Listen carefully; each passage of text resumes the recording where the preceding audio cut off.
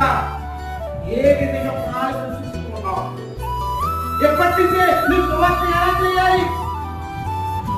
నీ సువార్త ఏ ప్రాంతంలో చేయాలి? ఎవరికి సువార్త ప్రకటించాలి? దీనులకు ప్రకటించాలా? ధనవంతులు ప్రకటించాలా? సమాజానికి ప్రకటించాలా? అనగానే వర్గాల వారికి మనం ప్రకటించాలా? మరి ఎవరికి ప్రకటించాలి? అప్పుడు సొంత సంఘంగా జరగండి. వారి ఇంట్లోనే సొంత సంఘం ఉందంట. సముద్రం మాట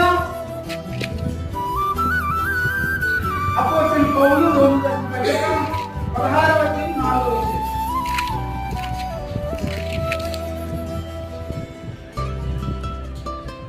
వారు నా ప్రాణం కొరకు తమ ప్రాణమును ఇచ్చుకున్నట్టుకై తెగించిరి, మరియు వారి ఇంట